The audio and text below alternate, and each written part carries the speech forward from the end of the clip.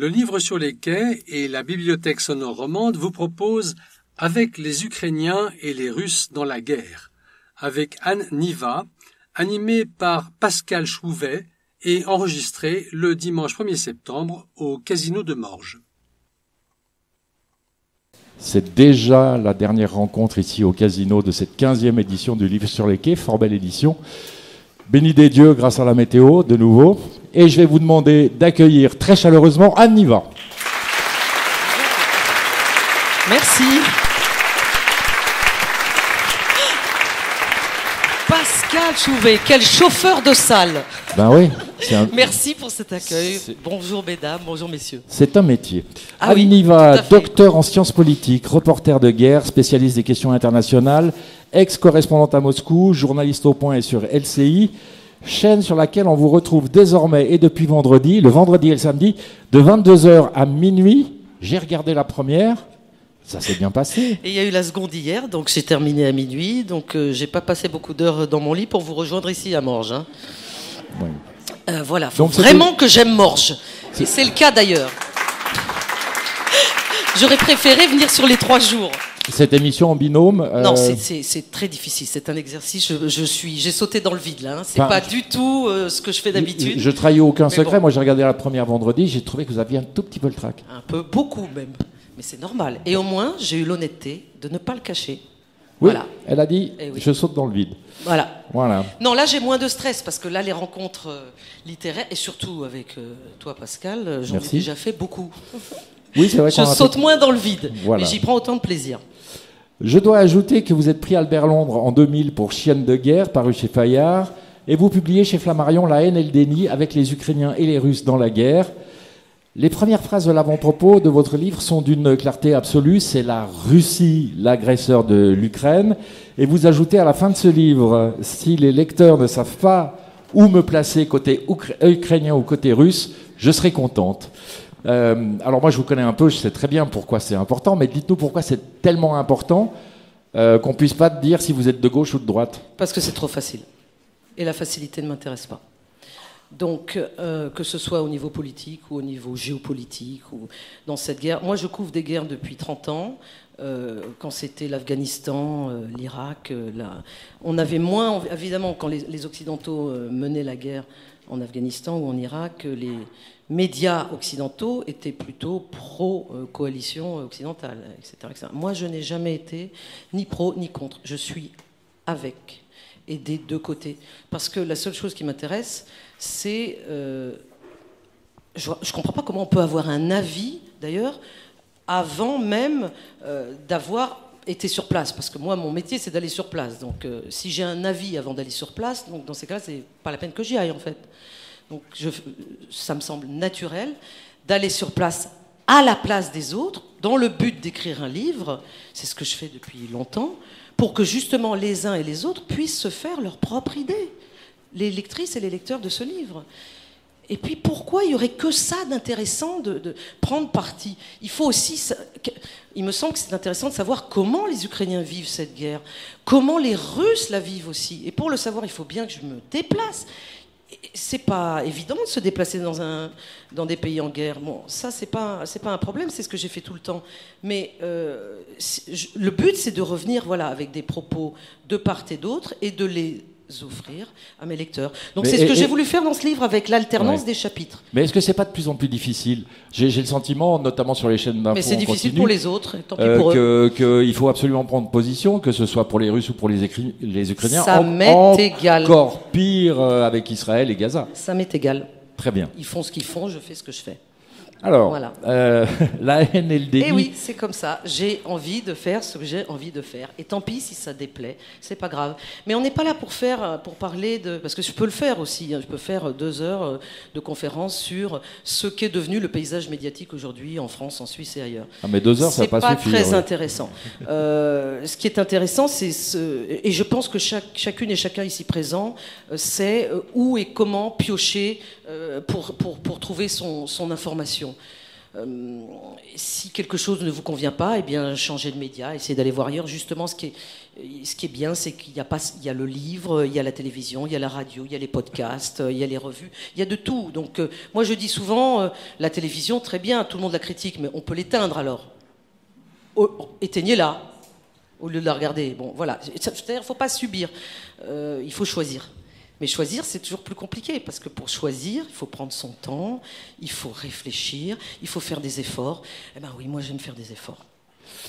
Pour en venir à votre livre, si on veut comprendre la démarche de Vladimir Poutine, il faut remonter à ce qui s'est passé en Tchétchénie en 1999. C'était d'ailleurs votre premier reportage de terrain. Vous écrivez que Poutine procède à une rectification du récit national russe et que c'est sur le terrain tchétchène qu'il met en place la matrice idéologique du régime où se mêle, et ce mot est très important, ressentiment idéologique, économique et psychologique. Il faut vraiment remonter à 99 ? Oui, mais même il faut remonter encore plus loin. Mais j'ai pris l'exemple de la Tchétchénie parce que la Tchétchénie, c'est le début de ma carrière journalistique. En quelque sorte, avec ce livre, La haine et le déni, j'ai bouclé la boucle. Et ça, je ne l'ai pas fait exprès. C'est parce que les Russes ont envahi l'Ukraine que j'ai bouclé cette boucle.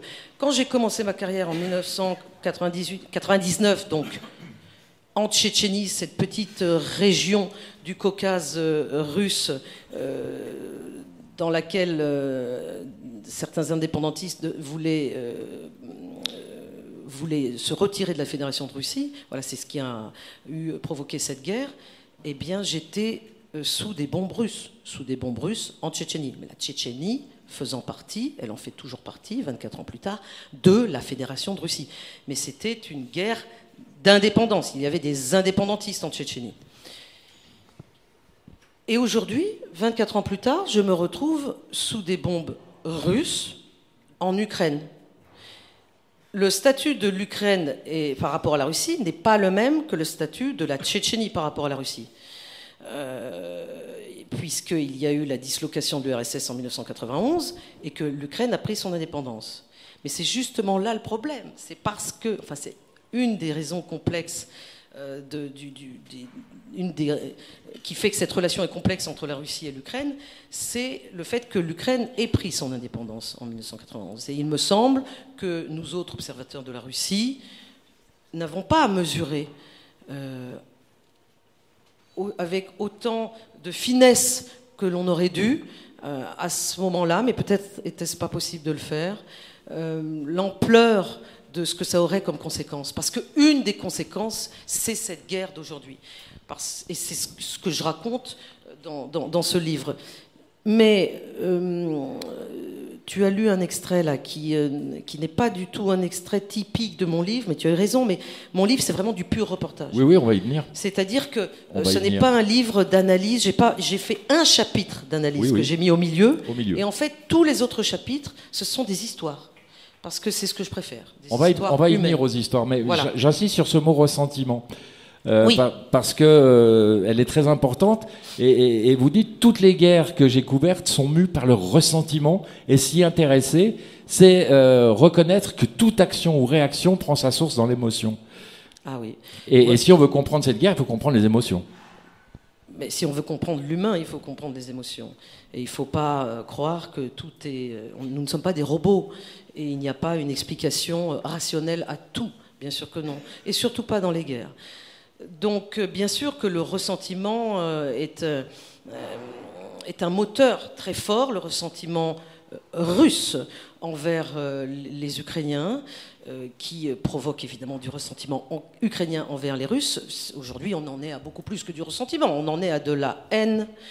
J'ai appelé ce livre « La haine et le déni », parce que ce sont deux, justement, sentiments terriblement humains. Terriblement humain.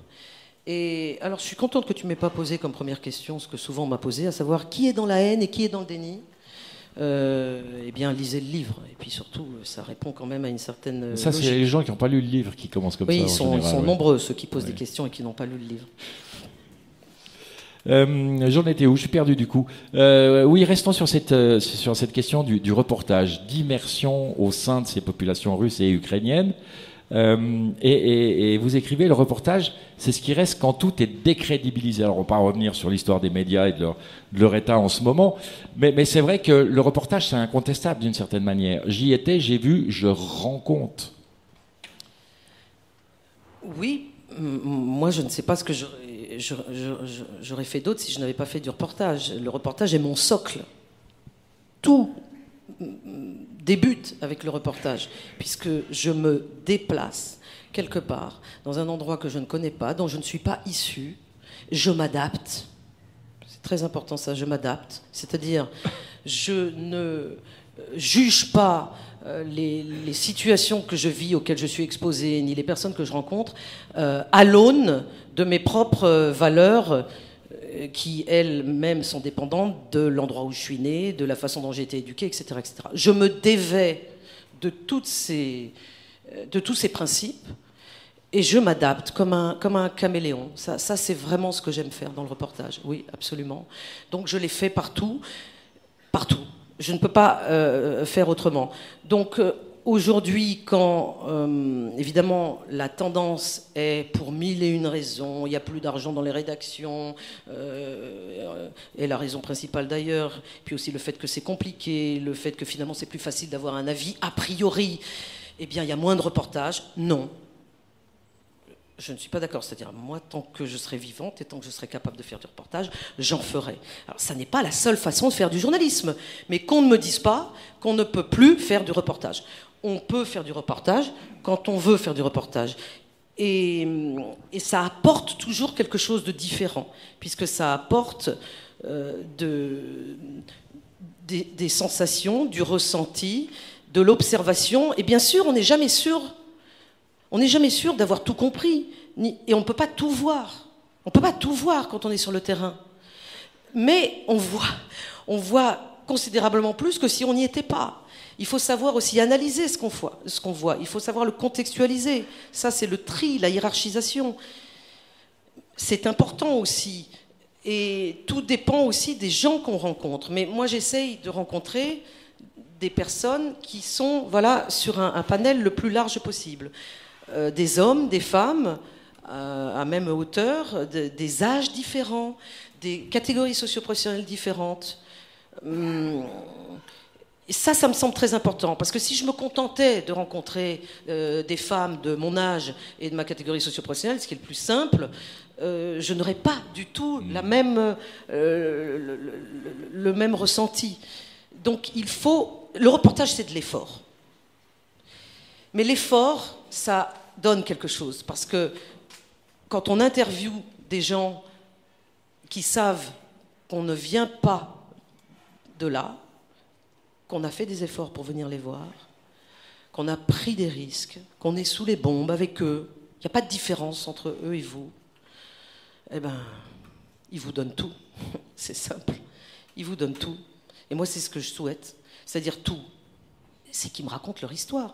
Moi, je force personne à me parler, mais le but, c'est ça. Le but, c'est qu'ils me racontent comment ils vivent, comment ils vont continuer à vivre quand j'aurai le dos tourné. C'est ça le but. Et souvent, en fait, ils en viennent à me poser des questions sur ma propre vie. En fait, ça devient un échange.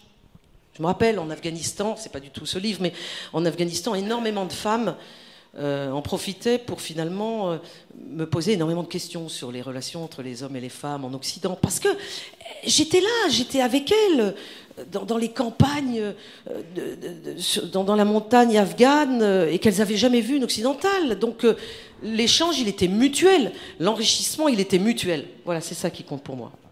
Alors, je vais me faire l'avocat du diable une seconde par rapport au reportage, parce que c'est vrai, moi je regarde beaucoup LCI, parce que c'est la chaîne qui offre la meilleure couverture sur le conflit en Ukraine, indiscutablement. Et je me suis dit, comment le téléspectateur fait la différence entre un reportage et la multitude d'images? C'est le premier conflit qui est autant médiatisé. On a des images fournies par les Ukrainiens, des images fournies par les Russes. Après, il y a tout un travail d'identification, de vérification, de validation de ces images-là. Mais le téléspectateur lambda, quelle différence il fait entre un reportage et ça?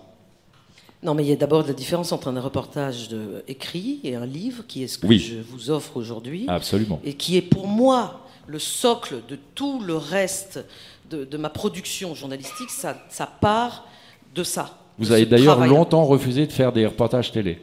Très longtemps. Oui, d'ailleurs, j'en ai fait très peu. Un très J'en important. oui, mais j'en fais très peu.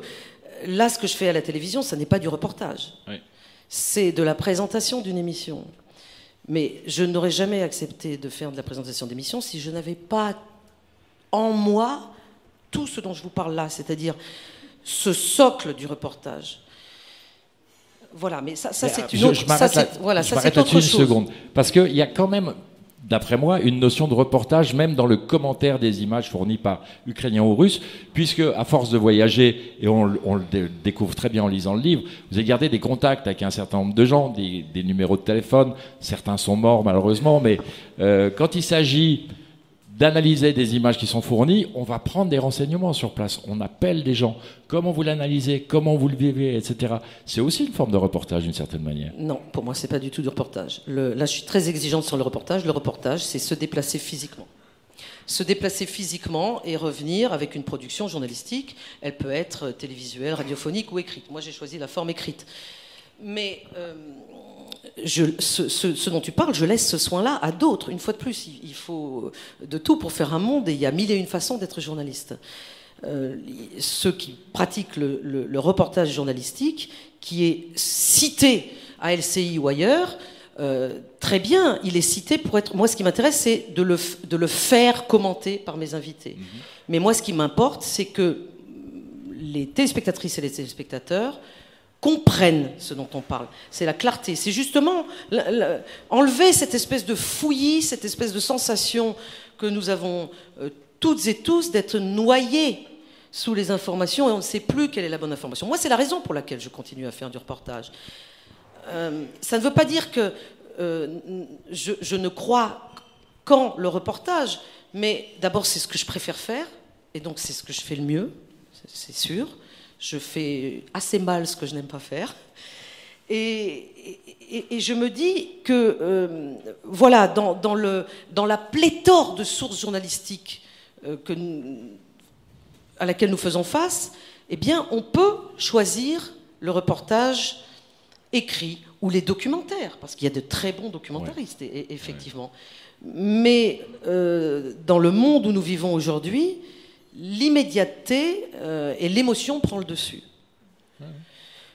Moi, j'aime la lenteur, et donc le travail qui aboutit à ce livre, et l'immédiateté du commentaire dans une chaîne de télévision en continu, pour avoir des commentaires, mais de personnes légitimes à apporter ce commentaire. Voilà. Mais je voudrais plutôt qu'on parle du livre, pas de la télévision. Mais on y vient, tout ce que je viens de dire, il vient du livre. Oui, je sais ce que j'ai écrit dans mon livre. Oui, quand même. Il y avait pas mal de sceptiques à votre envie de retourner en Russie, en Ukraine, Pas mal de sceptiques. Oui. Jusqu'à votre père, qui vous disait mais pourquoi faire, d'une certaine manière. Lui, il souffre réellement de ce qui se passe là-bas. À vous lire, j'ai eu presque l'impression qu'il en souffrait physiquement. Donc tu veux que je parle de mon père, là? Du scepticisme général et de ton papa, si tu as envie. Le scepticisme m'indiffère. Parce qu'une fois de plus, ça n'est pas ma nature. Voilà. Maintenant que d'autres soient sceptiques, libre à eux. En revanche, le rapport entre mon père et moi est complexe, puisque c'est évidemment à travers mon père et ma mère, n'oublions pas ma mère, que j'ai créé mon propre rapport avec la Russie. Mon père et ma mère sont deux ex-professeurs, professeurs à la retraite, de russe et de littérature russe. Mon père était professeur à l'université de Genève et ma mère, professeure agrégée en collège et lycée de l'autre côté de la frontière à Annemasse. J'ai grandi en Haute-Savoie, donc juste derrière la frontière, à côté de Genève.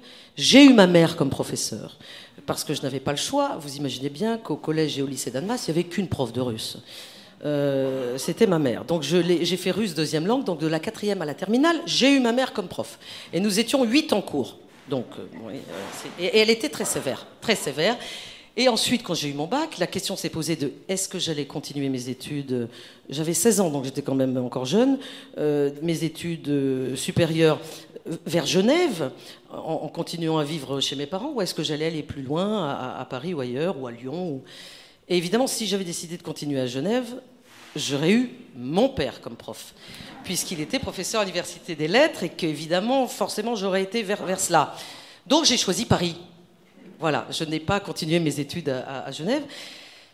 Et bon, bref, pour vous la faire courte, effectivement, mon père comme ma mère, je les ai vus des heures, chacun dans leur bureau, chercher le bon mot. Ce sont des traducteurs de littérature en plus que des professeurs.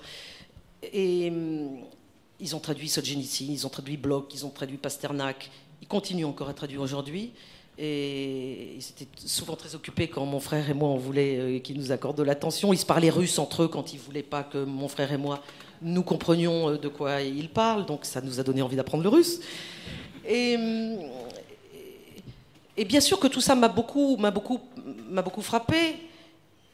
Et mon père a sa propre relation avec la Russie. Et évidemment, aujourd'hui, cette guerre entre la Russie et l'Ukraine le déstabilise complètement, le fait souffrir. Il pense qu'il ne retournera plus en Russie, qu'il ne retrouvera plus une Russie démocratique et libre avant sa mort. Et donc il n'ira plus. Or, moi, sa fille, j'y retourne. Donc c'est vrai qu'il était dubitatif au départ sur mon entreprise de retourner en Russie pour ce livre, essayer d'écrire un livre équilibré en présence en Russie et présence en Ukraine, puisque c'est l'ossature du livre, avec cette alternance de chapitres en Ukraine, en Russie, en Ukraine, en Russie, etc. Il était dubitatif, mais parce qu'il avait un peu peur aussi, pour sa fille. C'est un papa. Voilà. Et maintenant, évidemment, il trouve que j'ai eu raison de le faire. Mais je comprends sa souffrance. Mais je n'ai pas le même rapport que lui avec la Russie, je n'ai pas le même âge. Et la Russie reste pour moi un terrain d'enquête. Parce que si je cesse d'aller en Russie, qu'est-ce que je vais y comprendre ? Énormément de choses changent en Russie aujourd'hui avec cette guerre. Et c'est à ça que sert le reportage. Mais oui. Voilà. Cette guerre de la Russie avec l'Ukraine vous replonge, écrivez-vous, dans l'affrontement sanguinaire des guerres de Tchétchénie. Est-ce qu'elles sont comparables au sens où il s'agit de nier l'identité des Tchétchènes comme celle des Ukrainiens ? Et pour le savoir, vous avez, pour ce livre, interviewé le ministre de l'Information de Kadyrov. Et à propos de la participation des Tchétchènes à la guerre en Ukraine, il utilise le mot djihad. Oui. Oui, effectivement, que c'est tout à fait similaire et que j'ai voulu pour ce livre retourner en Tchétchénie. La Tchétchénie qui a été quand même pour moi le baptême du feu. La Tchétchénie, j'ai failli y perdre ma vie. Je n'oublierai jamais tout ce que j'ai vécu en Tchétchénie. Comme je fais tout à l'envers dans la vie, j'étais très jeune et j'ai vécu le pire très jeune. La Tchétchénie, c'était un tout petit théâtre d'opération. C'est grand comme Rhône-Alpes, la région Rhône-Alpes, la Tchétchénie. L'Ukraine, c'est gigantesque. L'Ukraine, c'est plus grand que la France. Et là, j'ai toujours gardé des liens avec mes sources en Tchétchénie. J'ai écrit de précédents livres sur la Tchétchénie. Mon tout premier livre, c'est Chienne de guerre. C'est le récit de cette guerre entre la Russie et la Tchétchénie. Et là, je me suis dit qu'il fallait que je retourne en Tchétchénie pour saisir quel était et quel est le rapport entre les Tchétchènes et les Ukrainiens. C'est-à-dire, est-ce que les Tchétchènes en Tchétchénie, c'est-à-dire en Russie, puisque la Tchétchénie, leur guerre d'indépendance n'a pas fonctionné du tout. Ils n'ont pas fait sécession de la Russie. Ils restent à l'intérieur du giron de la Fédération de Russie.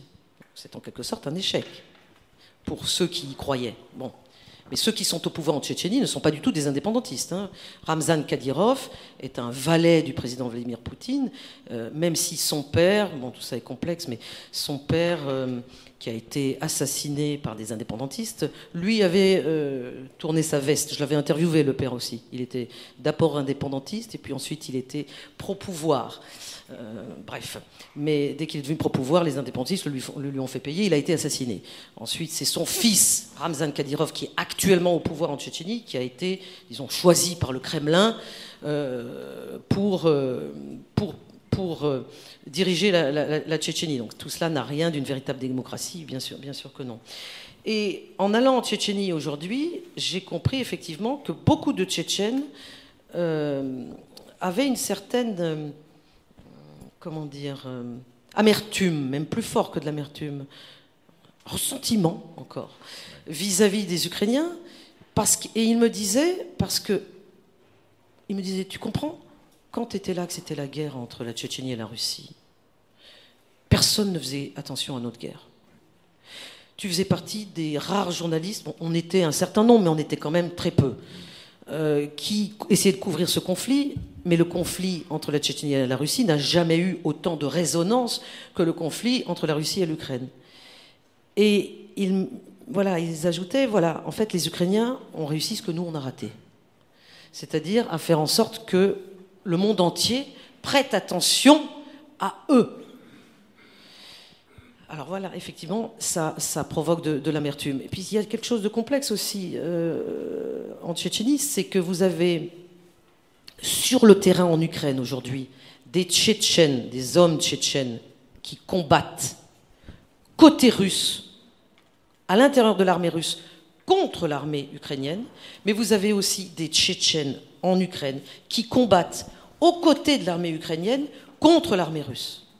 C'est-à-dire qu'on retrouve sur le champ de bataille ukrainien les dissidences et les dissonances à l'intérieur même de la société tchétchène, les pros et les anti-Poutine. Donc tout ça est fort.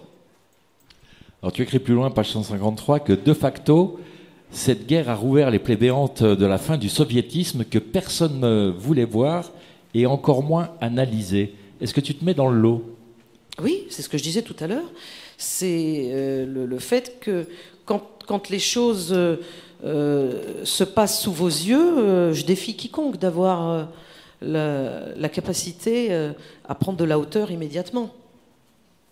C'est très difficile. Donc, c'est maintenant.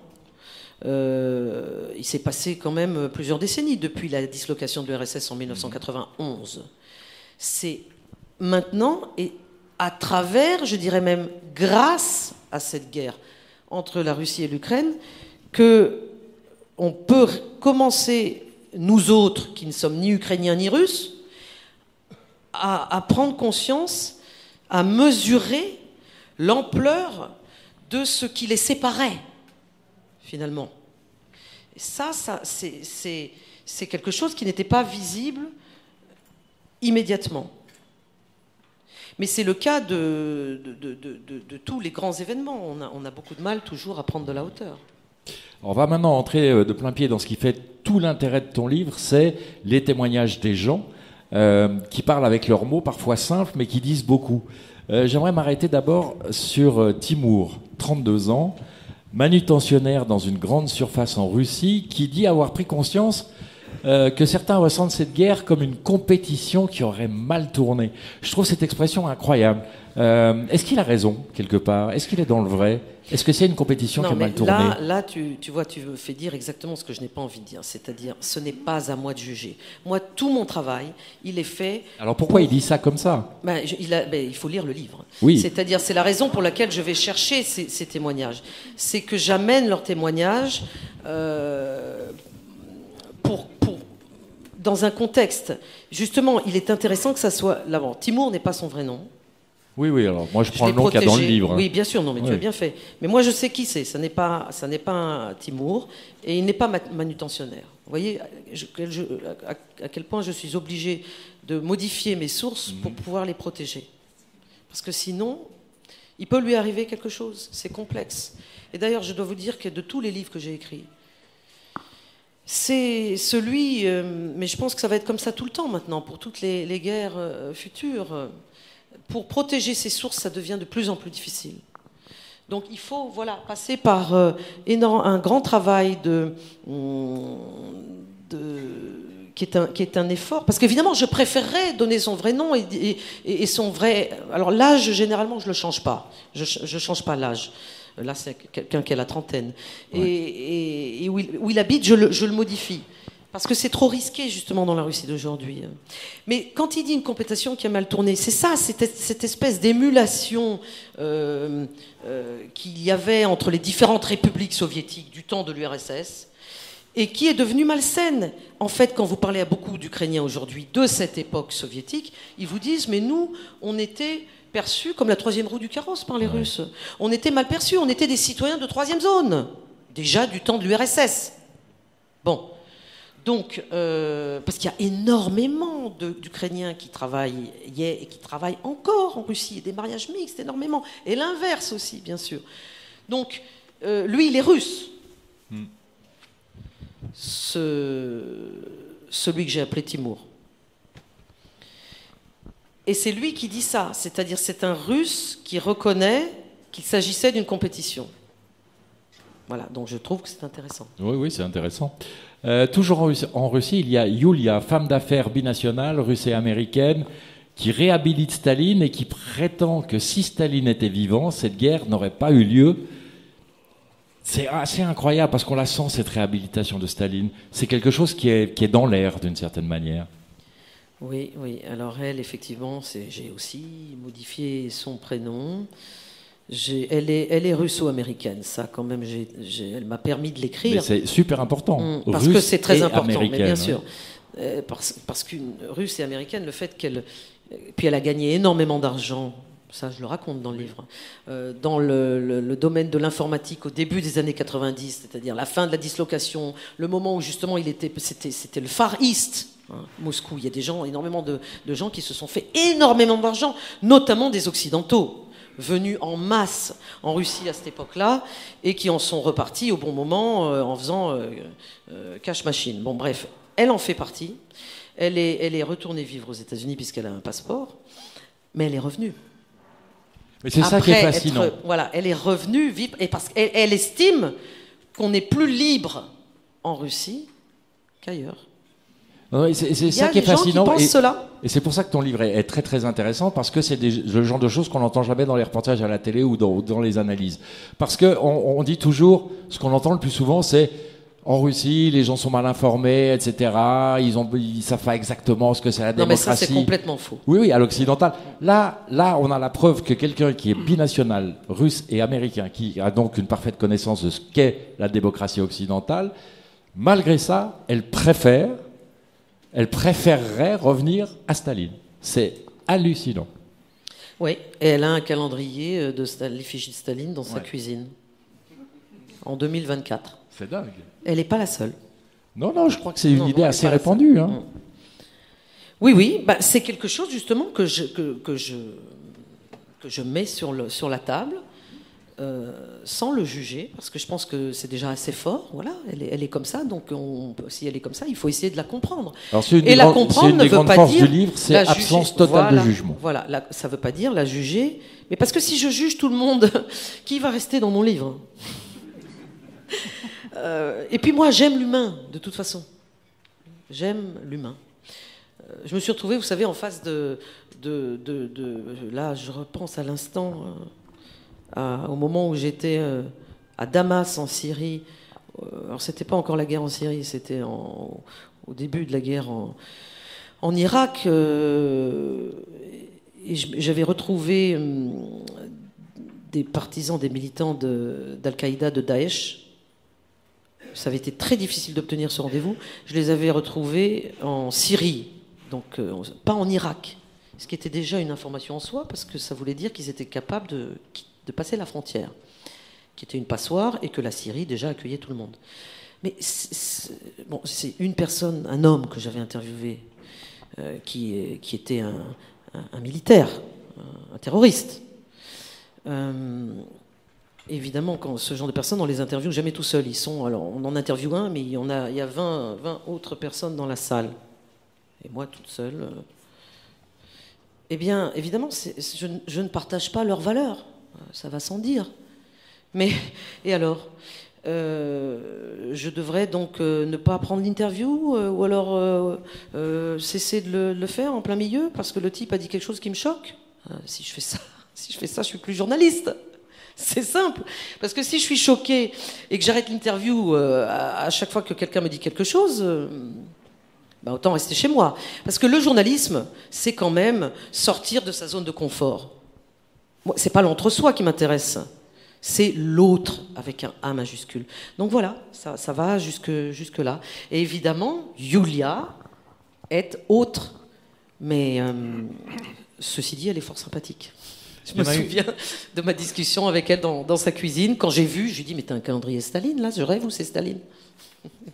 Alors, il y en a une autre qui est intéressante. Elle a 32 ans et elle estime être plus libre en Russie qu'en Occident.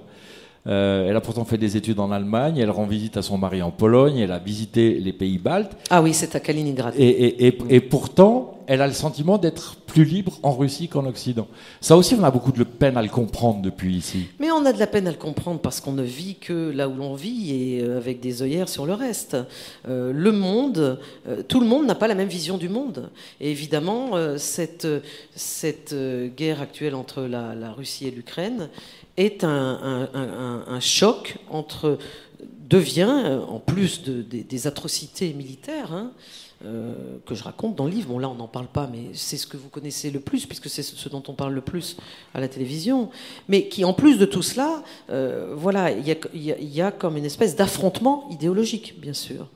Et les Russes, et ça, une fois de plus, je défends le reportage, il faut aller en Russie pour s'en rendre compte, c'est-à-dire se rendre compte que pour beaucoup de Russes, eh bien, les Russes répondent aux valeurs défendues par l'Occident, les nôtres, par les leurs. Et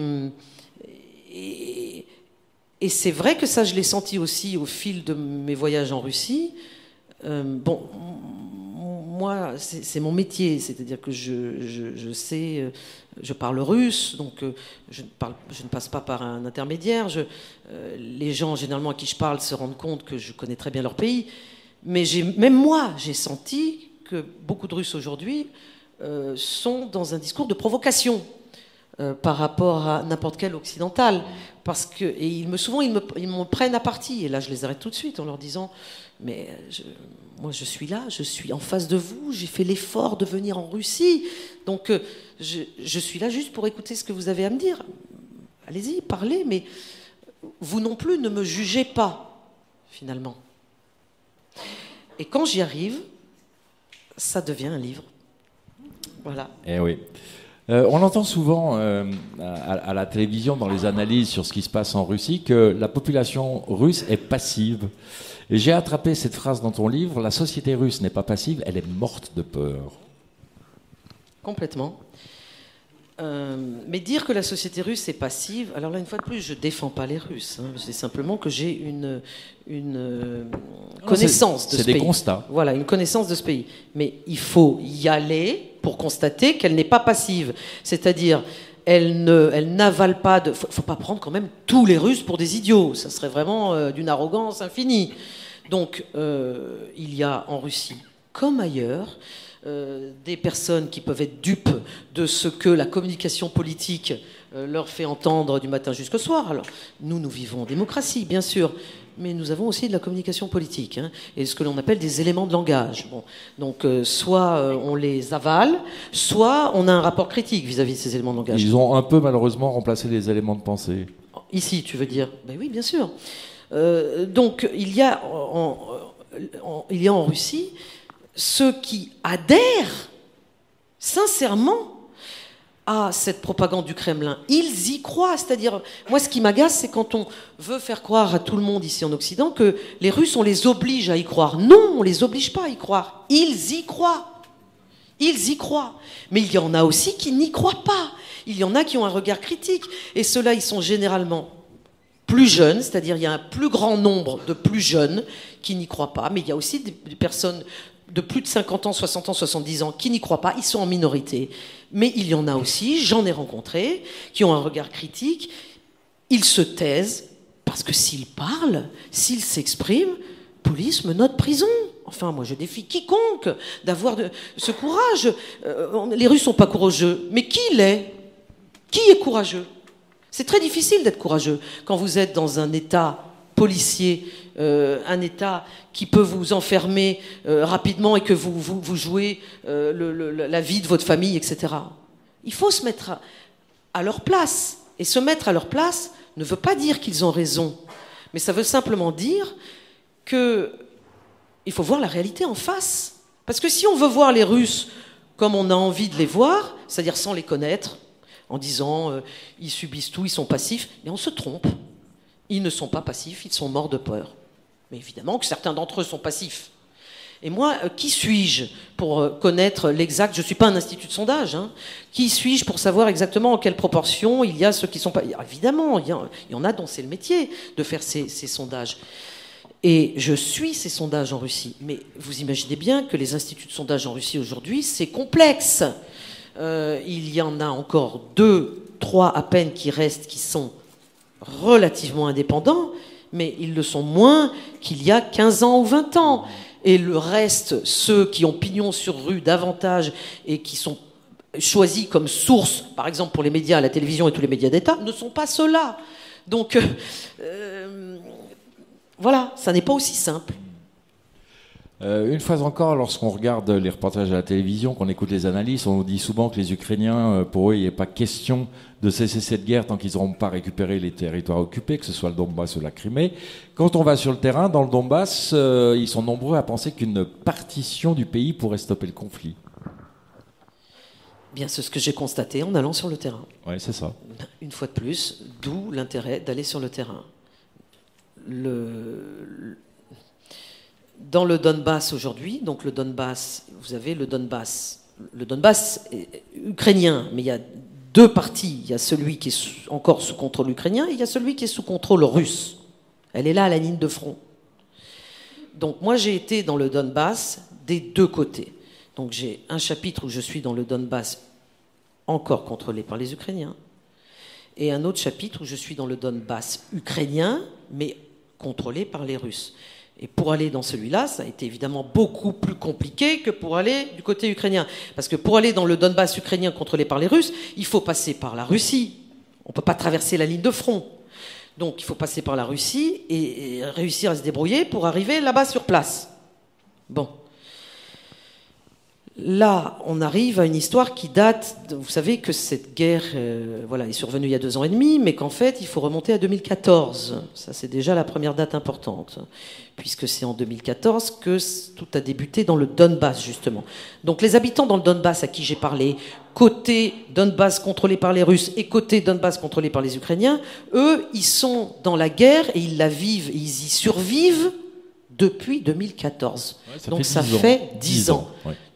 10 ans de guerre, 10 ans pendant lesquels la guerre est devenue une banalité, une façon de vivre. Je peux vous dire que ça vous change votre vision du monde. Bon, eh bien, là, vous avez bien sûr, dans le Donbass ukrainien, contrôlé par les Ukrainiens, dont on parle beaucoup aujourd'hui, là, puisqu'on parle du fait que les Russes continuent à avancer à Pokrovsk. Pokrovsk, j'y ai été très souvent pour ce livre, c'est une bourgade de plus de 50 000 habitants qui est de laquelle les Russes là s'approchent. Et qui est stratégiquement importante. Oui, parce qu'elle ouvre vers 2 grandes villes comme Dniepro. Et bon, les Russes n'y sont pas encore, hein, mais disons, ils avancent. En parallèle de cette incursion ukrainienne à Koursk, il y a la poussée de l'armée russe vers Pokrovsk. Eh bien, à Pokrovsk et ailleurs, il y a des Ukrainiens qui attendent l'arrivée des Russes, bien sûr. Parce que les Ukrainiens qui n'attendent pas l'arrivée des Russes, ils sont partis. Ils ont évacué la plupart, pour 1001 raisons, vers le côté plus occidental, plus protégé de l'Ukraine. Bien sûr, chacun fait ce qu'il veut. Mais donc, qui reste et qui part, on comprend déjà où vont les préférences. Mais vous avez aussi ceux qui ne sont pas capables. Et je le raconte aussi dans le livre, parce que tout le monde à la télé croit que c'est facile, la guerre arrive, tout le monde peut... Non, tout le monde ne peut pas partir. Pour partir, il faut être en bonne santé, C'est déjà la première chose. Deuxièmement, il faut avoir les moyens financiers de le faire. Troisièmement, il faut avoir envie de quitter sa maison. Il faut ne pas avoir peur qu'on vous pique tout dans la maison quand vous ne serez pas là. Ça fait beaucoup. Vous seriez prêt, vous, à partir aussi facilement à tout. Ce sont des décisions complexes. Parfois, il s'agit de maisons qui sont le choix de toute une vie. Donc, ces personnes-là, une fois de plus, qui suis-je pour les juger ? Je leur demande, je ne sais pas si tu as retenu, enfin tu l'as lu, cette femme, je ne me rappelle plus son prénom, une vieille dame formidable, qui est, donc je suis dans le Donbass ukrainien, encore contrôlé par les Ukrainiens, ouais. C'est en fin de chapitre, et simplement son village, il est entre deux positions, russes et ukrainiennes, donc elle ne peut plus dormir la nuit, ni rien du tout. Ensuite les positions, elles changent, elles bougent, mais au moment où je vais la voir, elle est dans ce positionnement-là, et je lui dis mais vous partez pas ? Elle m'a dit non. Elle était sur le pas de sa porte avec un beau visage, une femme de, je dirais 78, 79 ans. Pour rien au monde je partirai, même si je peux plus dormir. Et vous savez, Anne, me dit-elle, eh bien ce que je fais quand ça tire trop, je relit toujours le même livre, parce que sa maison a été à moitié détruite par justement des tirs d'artillerie qui ont endommagé la petite bibliothèque qu'elle avait. Je relis toujours le même roman d'amour, et comme ça me fait penser à autre chose. C'est beau, voilà, hein. Quel courage, franchement. Voilà, moi c'est pour ça que j'aime le reportage. Quand vous parlez à une femme comme ça et que vous passez du temps avec elle, vous savez pas si dans quelques heures vous allez partir, elle va mourir. Est-ce que vous allez pouvoir Souvent, je retourne voir des personnes. Dans tous mes reportages que j'ai faits, je retourne voir. D'ailleurs, dans ce livre, je retourne voir des personnes. Bon, j'en vois aussi beaucoup de nouvelles, parce que la guerre, là, le front m'a emmené dans des nouveaux endroits.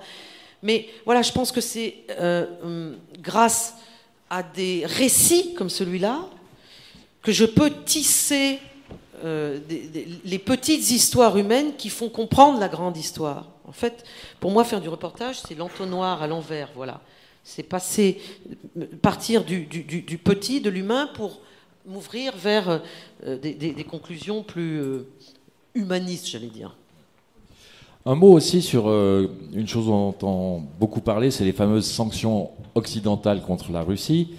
Et un de vos interlocuteurs dit, et j'adorais cette phrase parce que je pense qu'elle explique beaucoup de choses, mais nous sommes déjà passés par le chaos des années 90, donc on survivra à ça. Voilà ce que l'Occident ne comprend pas. On a vécu tellement pire qu'on survivra. Eh bien voilà, moi j'adore cette phrase aussi. Parce que... Elle explique beaucoup de choses. Il faut aller la chercher sur le terrain. Voilà.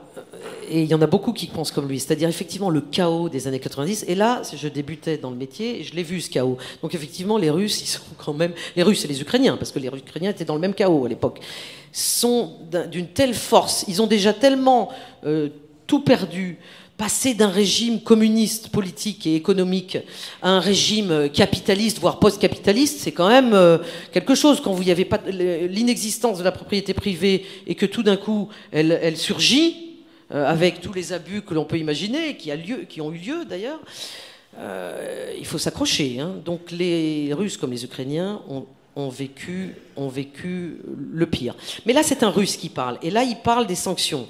Et évidemment, il a ce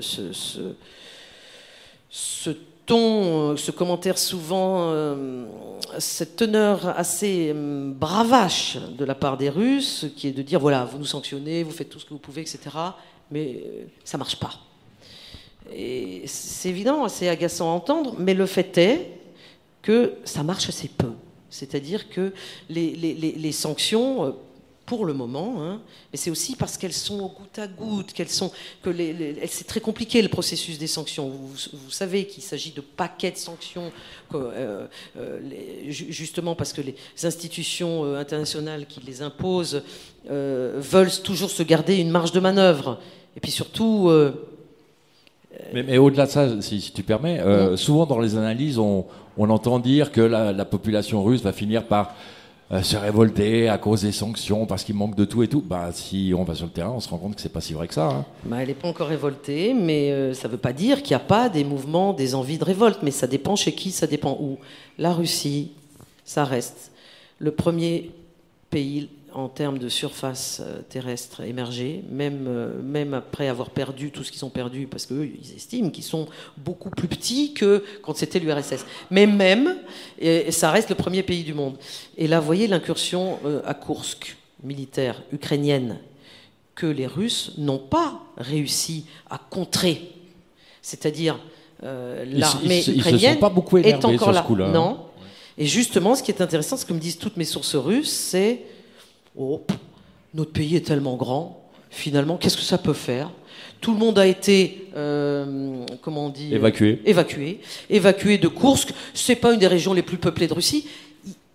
On peut sacrifier Koursk. Bon, il y a la centrale nucléaire quand même. Alors oui, il y a la centrale nucléaire. D'ailleurs, les Russes s'énervent beaucoup sur la centrale nucléaire. Beaucoup plus sur la centrale que sur la population. Exactement, ils s'énervent beaucoup sur la centrale. Ils voudraient que les institutions internationales, l'AIEA, accordent la même attention à leur centrale qu'ils ont accordé à la centrale de Zaporijjia, qui est en Ukraine et qui est sous contrôle russe aujourd'hui. Ce qui commence à être le cas. Ce qui commence à être le cas, bien évidemment, puisque le nucléaire fait peur à tout le monde, hein, même le nucléaire civil, et c'est bien normal, même si, Dieu merci, il n'y a pas de véritable risque. J'ai eu un spécialiste du nucléaire hier soir à 23h05 sur LCI, donc je me souviens de ce qu'il a dit. Il n'y a pas de véritable risque nucléaire dans cette centrale de Koursk. Mais les forces ukrainiennes n'en sont pas encore tout à fait proches. Voilà, on en est là pour le moment entre, si vous voulez, les Ukrainiens et les Russes se regardent en chien de faïence. Et un mot peut-être pour le moment, la guerre est loin d'être terminée. Ouais. Un mot peut-être sur les Russes dont on parle aussi, les fameux Russes anti-guerre. Mais tu dis qu'aucun de ceux que tu as rencontrés ne souhaite pour autant la victoire de l'Ukraine. Donc on peut être anti-guerre, mais rester patriote. Voilà. Tu as raison. Là aussi, c'est vraiment en me rendant sur le terrain que je me suis rendu compte de ça. Ça m'a quand même... oui, ça m'a estomaqué. C'est-à-dire que même les Russes anti-guerre, anti-Poutine que j'ai rencontrés, restent patriotes. Parce que quand je leur dis, mais alors pour vous, qu'est-ce que signifierait... Comment vous voyez la victoire? Ils me disent, mais la victoire... La nôtre. La victoire, elle est russe. Ah, c'est une information. Donc vous ne concevez même pas la victoire de l'Ukraine. Non. Et là, je parle à des personnes qui sont anti-guerre et anti-Poutine. Bon voilà, ça veut dire beaucoup de choses. Une question encore avant de passer la parole au public. J'ai été moi très surpris de découvrir le rôle de l'Église, notamment en 2014. Des prêtres qui ont carrément exhorté leurs fidèles à s'enregistrer auprès des autorités de la République autoproclamée de Donetsk. Je ne pensais pas que l'Église avait joué ce rôle de... C'est au-delà de la propagande, quoi. C'est presque de l'injonction. Là, tu parles en Russie? Oui. Oui. Là, il me faudrait largement plus que 5 minutes pour parler du rôle de l'Église. Allez, 6. Non, une fois de plus, je préfère parler de l'humain, c'est-à-dire c'est un prêtre. Oui. Ce sont des prêtres que j'ai rencontrés, donc ukrainiens dans le Donbass, contrôlé encore par l'Ukraine. Et puis j'en ai rencontré aussi côté russe, en Russie. Bon, ça fait longtemps que je rencontre des prêtres en Russie. Ce sont eux c'est à travers eux que j'ai pu essayer de comprendre la complexité de ce rapport. Bon, évidemment, la religion, c'est important pour tout le monde. Et puis surtout, là, c'est la religion orthodoxe.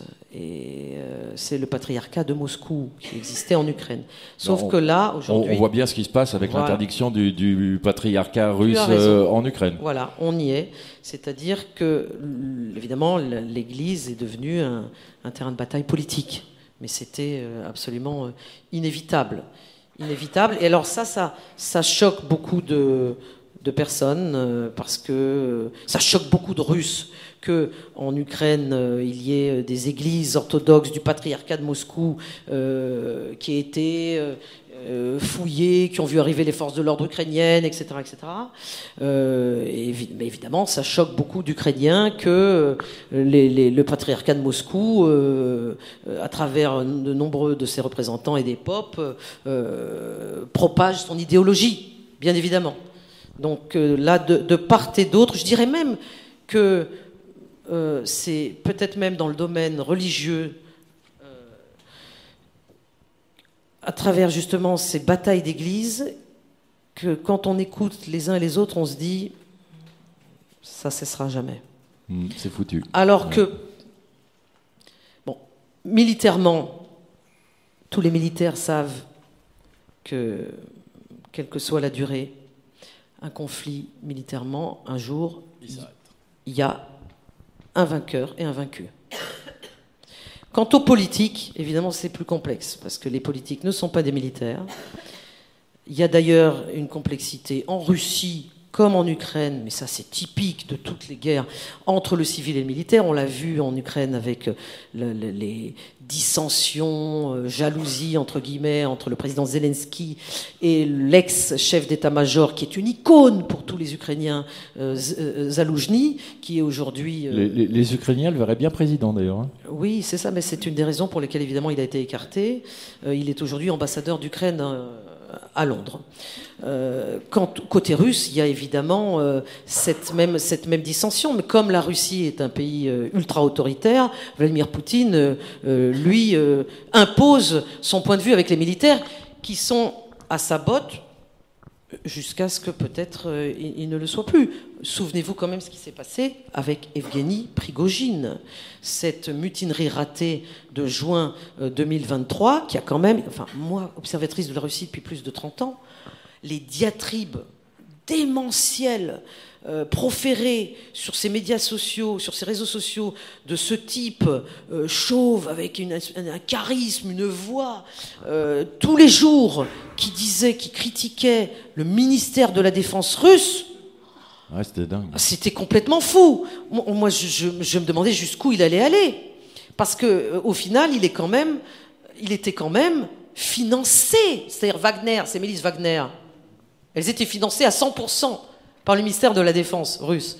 Or, il se permettait tout cela. Donc, ça, évidemment, a été trop loin, puisque ça s'est terminé, comme vous le savez tous, c'est-à-dire par son assassinat. Avec un accident. Voilà. Exactement. Oui. Donc du côté russe, c'est plus complexe, une fois de plus, de s'exprimer. Mais il y a des purges là actuellement côté russe, des purges énormes au sein du ministère de la Défense. Je crois que c'est il y a 3 jours qu'il y a encore un des ex-vice-ministres de Shoigu, l'ex-ministre de la Défense, qui est un type très loyal à Vladimir Poutine, qui a été mis en prison, mis en prison, et on a vu les images, et il montre les images, c'est-à-dire que l'État russe veut montrer à son peuple qu'il est capable de punir. Sous prétexte de corruption. Hein. Oui, ça n'est pas un prétexte. Comme d'habitude. Non, mais ce n'est pas un prétexte. Enfin, c'est une des raisons. La corruption est très répandue, ce qui ne veut pas dire qu'on soit emprisonné pour autant. Absolument. Sauf le jour où. Je me tourne vers vous, mesdames, messieurs. Vos questions pour Anne Niva, c'est maintenant.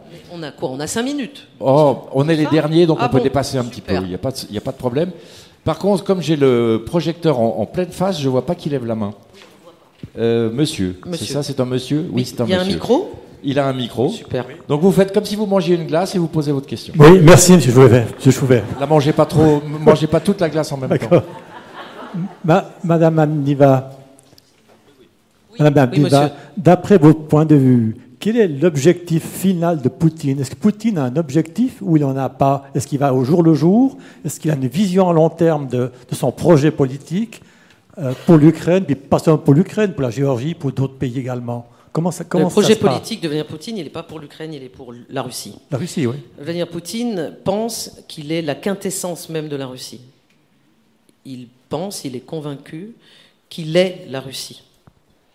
Et beaucoup de Russes partagent ce point de vue. Pas qu'il soit un sauveur, mais qu'il représente profondément l'homme russe post-soviétique. Donc, nul n'est dans la tête de Vladimir Poutine, mais il est certain que son but premier est de ne pas perdre la face. Mais ça a changé. Dans ton livre, tu dis très bien qu'en 2000, quand il arrive au pouvoir, il a essayé de jouer la carte occidentale. Il a été déçu. Il a eu le sentiment d'être méprisé, même. Exactement. Voilà, ça c'est tout ce que je raconte dans mon chapitre analytique. Est-ce qu'il a un objectif au point de vue militaire, au niveau... il a peut-être un objectif, mais... Il veut le Donbass, la Crimée, est-ce qu'il veut plus ? Qu'est-ce qu'il veut exactement ? Non, ce qu'il veut le plus, c'est la Crimée. La Crimée. Mais la Crimée, il considère qu'il l'a déjà. Oui. Mais le Donbass, il le veut entièrement aussi ? Ben, le problème, c'est que ça n'est pas aussi facile que cela. C'est-à-dire, voilà, là, il y a Poutine, il peut vouloir ce qu'il veut, mais il y a ces militaires qui lui disent ça c'est possible, ça c'est pas possible. Je vous rappelle que les premiers jours après l'invasion en 2022, les colonnes de chars russes qui sont arrivées proches de Kiev, souvenez-vous ce qui leur est arrivé. Ouais. Ouais, donc, il y a quand même l'idéologie et les possibilités. Très bien. Je vous remercie, madame. Je vous en prie. Merci. Autre question pour Anne Niva. C'est chez vous. Oui, bonjour. Très bien, madame. on vous écoute. Merci beaucoup pour votre conférence. Je suis LCI depuis le 24 février 2022 et je vous ai très souvent écouté aussi sur cette chaîne. Vous voulez rester neutre et impartial, établir des faits, c'est votre droit et c'est certainement aussi votre devoir en tant que journaliste.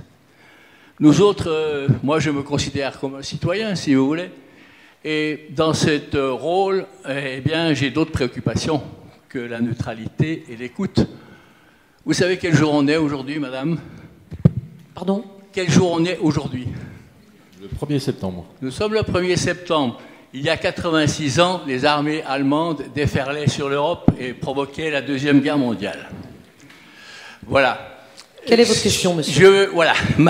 Ma question, ce n'est pas une question. C'est que, en dehors des témoignages comme le vôtre, il faut quand même avoir des prises de position. Vous voulez que les gens restent neutres. Libre à vous d'avoir et de prendre position.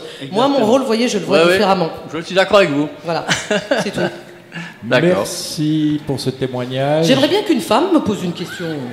Voilà, tout au bout, derrière. Là. Tout au fond, contre la paroi. Tu choisis qui peut poser des questions, toi, maintenant. Très bien, on donne la parole à madame. Je reçois presque 2 micros. D'abord, merci beaucoup pour cette intervention. Beaucoup d'admiration pour vous. Bravo. Merci. Qu'en est-il de la censure ou de l'autocensure? Puisque vous avez rencontré des personnes en Russie, en Ukraine, vous avez parlé de la Syrie. Est-ce que lors de ces entretiens, vous avez été d'une certaine manière prié de vous censurer? Est-ce qu'il y a eu des difficultés de ce côté-là ou des choix délibérés de votre part de ne pas raconter certaines choses? Merci pour votre question. Donc, il y a différents types d'entretiens. Il y a ceux qui représentent, qui ont une fonction officielle. Ils m'intéressent moins. Et puis, il y a celles et ceux qui représentent qu'eux-mêmes. Ils m'intéressent plus. Donc, et l'attitude des uns des autres n'est pas la même. Un officiel va faire de la com, partout dans le monde, hein, en Suisse aussi. Hein. Ouais, mais Suisse aussi. Mais on va moins vite. Voilà, mais on fait de la com quand même. Bon, mais c'est humain. Tandis qu'un citoyen, on a un échange plus personnel. Et le but, c'est d'essayer d'être le plus proche possible de la sincérité. Voilà. Mais la question de l'autocensure, elle est très intéressante. J'imagine que l'autocensure, on la pratique... La mienne ou la leur? La tienne, j'imagine. Ah, la mienne? Alors, vous pensez à la mienne? Ouais. Ah non, moi, j'ai aucune censure.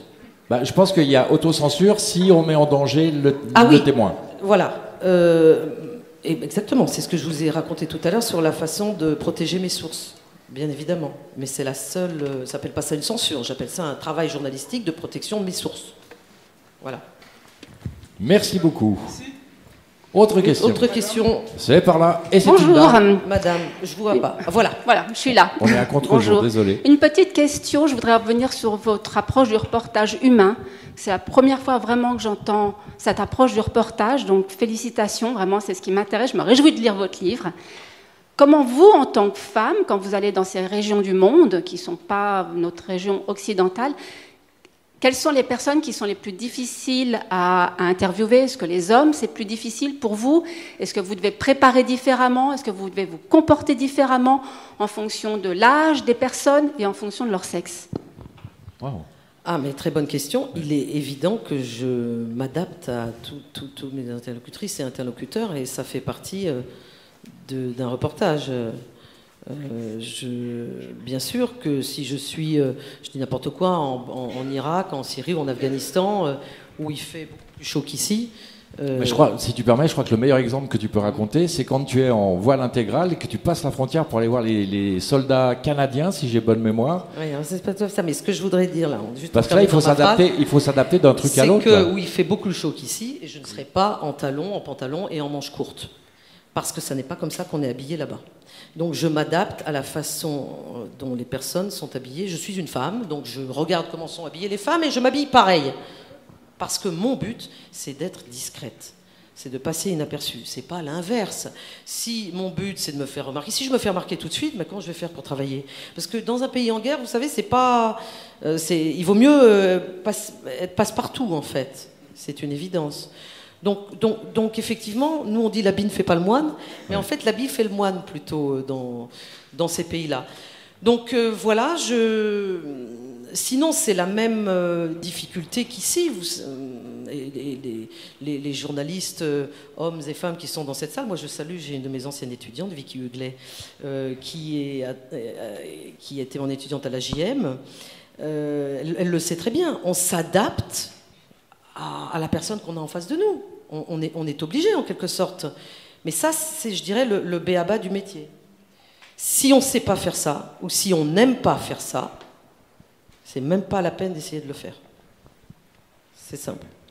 Parce que ça ne marchera pas. Une dernière question. Elle sera pour une dame. Je remercie beaucoup. Super. Tout à droite, là. Contre la fenêtre, vraiment. Bonjour, hello. Pardon. Merci beaucoup. J'ai une question parce qu'on entend souvent de Khodorkovsky et Kasparov. Et maintenant, les articles qui forment un gouvernement en exil. On ne vous entend pas très bien. Est-ce qu'on peut baisser un tout petit peu le micro? Parce que là, ça résonne. Ah, pardon. Voilà. Et les activistes qui habitent en Royaume-Uni, Kasparov, Khodorkovsky, et puis tout récemment, certaines qui ont été libérées avec l'échange d'otages entre la Russie et l'Amérique. Est-ce qu'il y a un espoir qu'eux, ils peuvent changer les choses? Non, là, vous avez évoqué le nom de Kasparov, Khodorkovsky, qui sont des Russes anti-Poutine, qui se sont exilés en dehors de la Russie, notamment là à Londres. Et vous me demandez si cette émigration a des chances de pouvoir revenir au pouvoir en Russie et changer les choses. Vaste programme. C'est leur but, bien évidemment, mais l'opposition russe en exil est extrêmement divisée. Extrêmement divisée. Mais elle a le mérite d'exister. Alors je suis bien sûr leurs forums, leurs conférences, leurs dissensions sont nombreuses, très très nombreuses. Mais je dois dire que je tire à certains mon chapeau parce qu'ils essayent, notamment aux journalistes d'un média d'opposition qui s'appelle TV Rain TV, TV Dość, on dit en russe, c'est une chaîne d'opposition qui était d'abord dans les pays baltes et qui maintenant est en Hollande et qui diffuse en russe tous les jours. Je les regarde, c'est une de mes sources principales, des médias d'opposition. Mais ils diffusent pour le public russe. C'est-à-dire qu'ils sont sur Internet, disponibles sur Internet, pour que des Russes de Russie puissent entendre leur point de vue de journalistes russes en exil. Donc voilà, pour le moment, ils sont tous en train de faire ce genre de travail. Mais, et je crois qu'on terminera là-dessus, souvenez-vous ce qui s'est passé à Alexei Navalny, qui, donc l'opposant à Vladimir Poutine numéro 1, qui, quand il a eu cette idée, ce courage de retourner en Russie, après avoir été soigné en Allemagne, après un empoisonnement en Russie, a été arrêté immédiatement dès son passage de frontière. Et peu de temps après, comme vous le savez tous, il était mort. Donc, ceux que vous avez nommés qui sont confortablement hors de Russie n'ont pas vraiment l'intention d'y rentrer. Mais c'est le dilemme complexe de l'émigration. Où est-ce qu'on est le plus efficace? À l'intérieur ou à l'extérieur? La haine et le déni avec les Ukrainiens et les Russes dans la guerre, c'est aux éditions Flammarion. C'est le dernier ouvrage d'Anne Niva que je vais vous demander de remercier pour la générosité avec laquelle elle nous a parlé, avec un tonnerre d'applaudissements.